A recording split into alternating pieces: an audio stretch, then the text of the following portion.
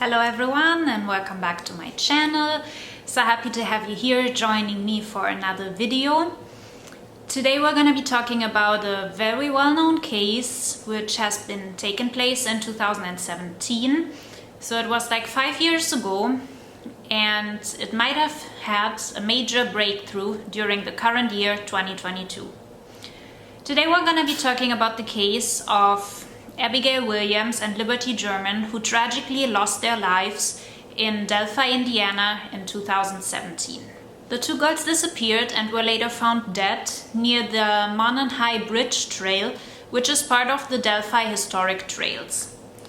This case has received heavy media attention worldwide due to Liberty, one of the victims, being able to capture her attacker on a video for the attack. And now finally, as of October 26, 2022, a suspect is in custody and he is being charged with the murders. Abigail Joyce Williams, who usually went by Abby, was born on June 23, 2003, and Liberty Rose Lynn German, who usually went by Libby, was born on December 27, 2002. Both of the girls grew up in the small town of Delphi in Indiana, and now Delphi is like this typical small town. It's located in Carroll County in the state of Indiana, and the population of the town is only around 3,000 people. The city is described as your typical small and tight-knit community, and basically everybody knew everybody there, and the crime rate in Delphi was very low until the incident happened in February 2017. Now this was a community where you could just leave your doors unlocked and nobody would ever enter your home, or nothing would ever happen basically. The people of Delphi simply described their town as a place where they felt safe. So Abby and Libby both grew up in the safe small town, and they also attended the same middle school where they would become best friends while they were playing in the same volleyball team. Libby's personality was described as very bubbly and outgoing. It was also said that she was very smart and she had the goal of becoming a science teacher one day. Abby was described as being a little bit shy around strangers, but to be a lot of fun around when she was around her friends. She really liked to read and she had interest in art and photography. Now what's interesting to note is that both of the girls were actually pretty much interested in forensic science, and they were very into true crime as well. Now their interest in true crime is tragically considered as one of the factors which would later help them solving their own murder. On the night of February 12, 2017, Abby spent the night over at Libby's house because the girls did not have school the next day. So the girls woke up on February 13, 2017, and it was a beautiful day outside. I mean, it was February, so the weather was quite cold outside, but it was sunny and the sky was clear. So Abby and Libby decided that they would like to spend the day going on a hike at the Delphi Historic Trails, which was a very popular place for the Delphi residents to go hiking. It is also very beautiful scenery there. And for the young girls, it was, of course, very important to go and have some nice pictures taken for their social media accounts. Libby's older sister, Kelsey German, offered to give the girls a ride, and she dropped the girls at the trails at 1:35 p.m. that afternoon. The girls started to walk around the trails and shortly started also posting about their day on social media. For example, at 2 p.m., Libby posted a picture on her Snapchat of Abby walking over the Monon High Bridge. Now the Monon High Bridge was a very popular spot for the residents of Delphi and an iconic photo spot for like wedding pictures, graduation pictures, any special occasion. Now it is actually illegal to walk over the Monon High Bridge since it is 63 feet high and it doesn't have any rails on the side, so it's very dangerous to walk over the bridge. However, it is fairly known in the community of Delphi that mostly all residents would just go and walk over the bridge, even though it was illegal. Now, while Abby and Libby went on documenting about their day, they were taking a lot of videos of them chatting about various topics. There was also one video which was of the girls discussing about how they are being followed by a creepy looking man while they were walking over the Monon High Bridge. Now, Libby actually managed to record a video of the man walking with the hands in his pocket, and the man was wearing blue jeans and a blue jacket. It is strongly believed that Libby managed to capture her own future murderer. At around 3 p.m. this afternoon, Libby's father tried to reach his daughter in order to tell her, hey, I'm gonna come and pick you up soon. Make your way back to the pickup point we agreed, and I will come there. So he was not able to reach his daughter. None of the calls went through, all of them went unanswered. At first, the relatives were all not too worried much about the situation. They just speculated maybe the girls have gotten lost in the woods. They were just trying to find their way back. Maybe they lost their cell phones. As I said earlier, this was considered like a very safe community. This was considered a very safe area, and nobody suspected any foul play to be involved at that point. However, as nobody was able to hear from the girls until 5:30 p.m., they were officially reported missing, and a big search party was organized on the Delphi trails. So despite Delphi itself being a small town, the area around the city and around the historic trails was massive. And it took a lot of time to comb over every single corner of the site looking for the girls. So it was around midnight when the search party was called off for the day after they did not find any sign of the girls, because it was dark and they would just continue searching as soon as the sun would rise on the next morning. The next morning the search party continued, and this was also the time when the bodies of the two girls were eventually found about 0.5 miles off the Monon High Bridge.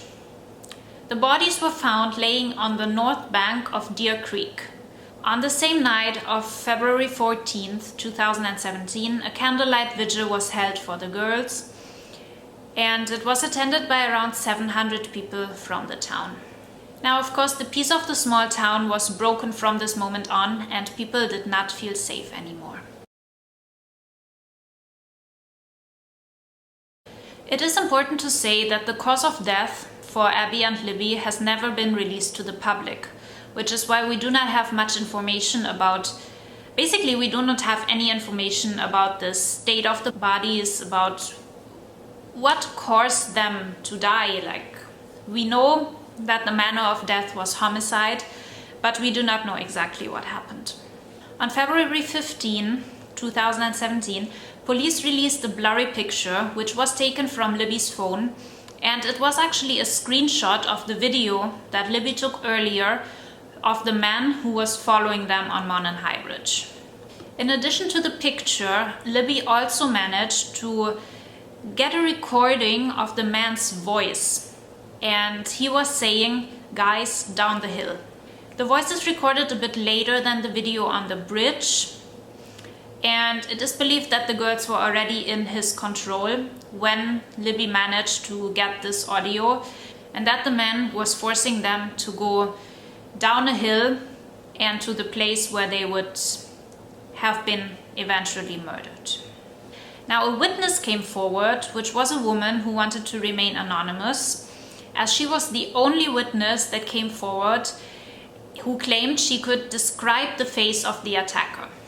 She said that she was also going hiking on the Delphi trails during the same day, and she actually noticed the man in the blue jeans and the blue jacket walking around, because she also described him as looking a bit creepy.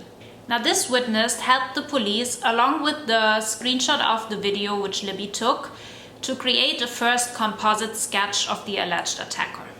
A few days later, an updated sketch has been released to the public, along with a slightly longer caption of the attacker's voice.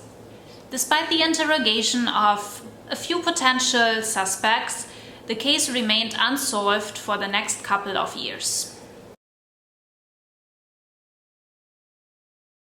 On December 6, 2021, Indiana State Police finally released new evidence in the case. They published details about a fake Instagram profile with the name Anthony Shots, and this profile is showing pictures of a young man appearing to be a good-looking model and wealthy jet setter. Now, the account is confirmed to be fake and was operated by 27-year-old sexual predator Keegan Kline, and it was said that he was in contact with Liberty German the night before she was murdered. Now, Keegan Kline is currently in custody in Miami County, Indiana, for 30 counts of child pornography-related charges dating back to 2016 and 2017. Kline admitted being the man behind the fake Instagram profile, and he also said he used the profile to get nude pictures of young girls. He also admitted being in contact with Liberty the night before she was murdered. However, he deemed it as a very weird coincidence, and he denied that he had anything to do with the girl's death. It was later also revealed that not only Kline had access to the Instagram account, but also his dad, Tony Kline, had access to the account. Due to the lack of evidence, however, neither Keegan nor Tony Kline were ever charged with the murders, and they were ruled out as potential suspects. Now, on October 26 this year, 2022, news broke that a suspect was in custody related to the Delphi murders. And on October 31st, 2022, Richard Allen, who was a resident of Delphi, has been formally charged with the murder of Abigail Williams and Liberty German. Richard Allen is a currently 50-year-old man. He worked as a pharmacist technician at the local CVS, and he lived in Delphi for the past 16 years. He was living 2.5 miles away from the place where Abby and Libby's bodies were found. Now, police said that Allen had literally been hiding in plain sight the whole time, and his criminal background was absolutely clean, by the way. He only had 2 speeding tickets. Now, in the weeks leading up to Allen's arrest on October 26, a neighbor of Allen claimed that she saw police coming over to Allen's house on October 13 with a paper in their hand, and shortly after they started searching the premises. A tow truck also took away Allen's black SUV, and officers exited the home with bundles of clothing, a stack of books, a shopping bag, and a shoebox. They also set up lights in the backyard next to a shed and dug out 2 small areas while appearing to use a metal detector. Allen remained outside the home during the search, and his wife left twice, returning the second time after the deputies had already left. The neighbor goes on to say that Allen was just a regular guy, and he was living there with his wife and their cat, and it was just like a very calm couple. They barely had any visitors. They mainly stayed to themselves all the time. Now, if you look at Allen's appearance, I do believe that there is a strong resemblance to the picture of the video which Libby took on the bridge, and also to the first composite sketch. I do not think he looks much like the man of the second composite sketch, but of course you cannot completely rely on the sketches as well. But I do think the first one looks a lot like him. Now, on November 29, 2022, police finally released some new information, and it was addressed that they found an unused shell case near the bodies of Abby and Libby. This shell case matches a gun which is in possession of Richard Allen. Investigators found this gun while they were searching Allen's home in earlier October. Of course, Allen was questioned by the police as to why an unused shell case from his gun would have been found in between the bodies of the girls. However, Allen did not have any answer to this. Currently, he still declares his innocence in connection to the murders, and he claims he has nothing to do with it. Allen did tell the police that he was on the Delphi trails the same day that Abby and Libby were there. Maybe this is why They were able to take a picture of him. He also claimed to have a similar blue jacket as seen in the picture. However, he claims he has not known or seen Abby and Libby this day. Now, since until today, the cause of death has never been revealed to the public, we do not know if the gun was indeed the murder weapon. But it is definitely strange that an unused shell case from the same gun was found at the crime scene. Like, why was the gun there in the first place if it didn't have anything to do with the murder?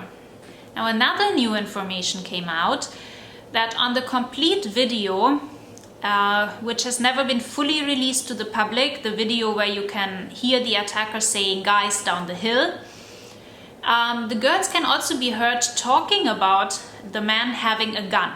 Like, the word gun is in the video.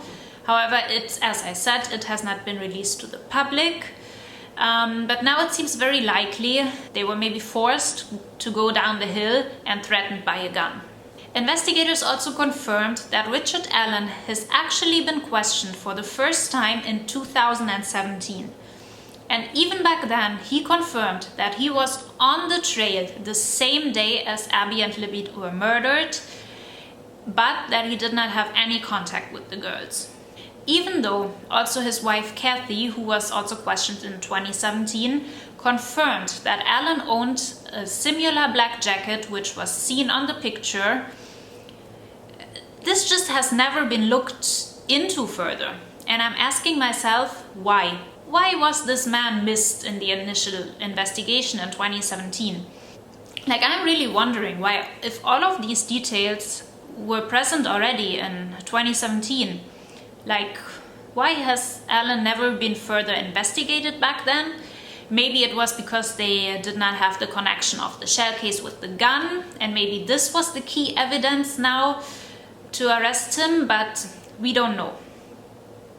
I guess that there must be probably some additional evidence that came forward in 2022 that investigators are still not releasing to the public. I think there is more, and maybe just to protect the investigation, it has not been released until now. As of now, Richard Allen is held in jail and his trial is scheduled to start in March 2023. I'm really looking forward to the trial because I think we will finally get some more answers. Of course, this case is just extremely sad. Abby and Libby were just 13 and 14 years old when they were taken way too soon out of their lives. And they just wanted to spend a nice day, hiking, having a good time, taking some pictures in this beautiful weather, the stunning nature, but they never made it back home from their hike. Of course, I would like to extend my deepest and sincere condolences to the families. I really hope that this case will be solved now and it will give them some closure. In August 2017, the victims' families announced their plans to build a sports complex for Delphi in memory of the girls.